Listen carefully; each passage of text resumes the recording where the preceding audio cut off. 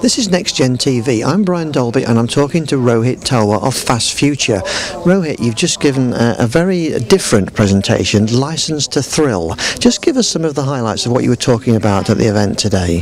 What I was trying to do was to remind people that we shouldn't frame the debate about broadband in what's happening today. We have to understand the world we're moving into globally and understand how the environment, education, technology will evolve, so to make sure we're positioning what we're doing for the future.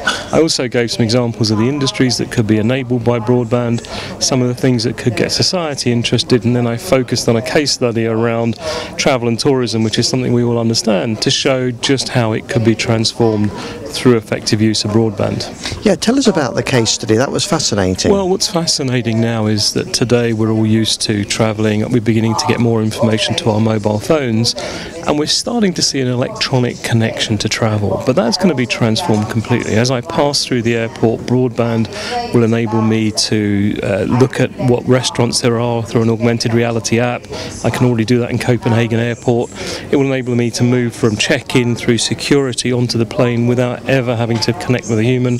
I'll be able to do the whole thing in 15 minutes just through good broadband connectivity and a permanent boarding pass.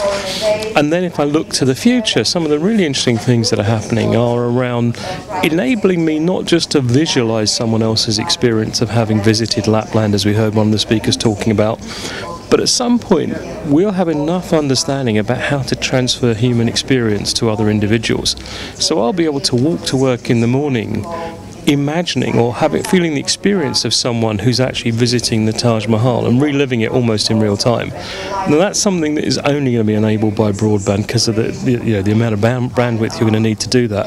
It's that kind of thing that we need to get people to understand, the sheer scale of the opportunity, but we need to frame it in terms that the average citizen, the average consumer will understand, so they get on board. Then they're going to start to support the rollout of broadband across the nation. They're going to pressure their MPs to have far more robust and rapid rollout. Do you think, I mean, that's a good point, do you think we're aware, even the technologists among us are really aware of the potential and the responsibility really to provide this technology? I think some people do. When they think about it, they recognise that what they're providing is the platform for a fundamental change in how we operate as a society.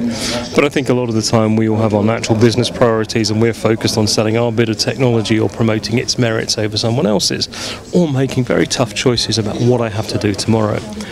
That bigger picture, how society will transform, how we educate people in the future, how we deliver healthcare, I don't think too many people are really thinking about the big long-term picture and the big long-term payback. And that's what we need to get society engaged with and politicians engaged with, to say, this is as important as the banking bailout, probably more so. This is as important as making sure that we've got a good road infrastructure or a good energy infrastructure. This is part of the foundation of the country. We look around the world and we see some countries have already got full broadband access, others like the UAE will have it next year. You go to Tallinn in Estonia, the entire capital has got free Wi-Fi. We've got to understand just how the world is changing and make sure that we don't fall further behind in what will be a very turbulent decade. How do you think we're doing so far in the way we're putting broadband in? Do you think we're doing it the right way to allow for this future? I worry that we're not putting it in fast enough. I worry that we're not putting in enough capacity. And I worry that we're not really putting in place the services or the education to help people understand what it makes possible. Yeah, because I think the UK, well, certainly in terms of FTTH, but generally the UK is behind some of the smaller European countries who've been quite entrepreneurial. Absolutely. I mean, one of the things I mentioned, Tallinn in Estonia, that one of the things that they've benefited from now is that by having free wireless across the capital, free Wi-Fi, they're attracting businesses in that use it 24/7.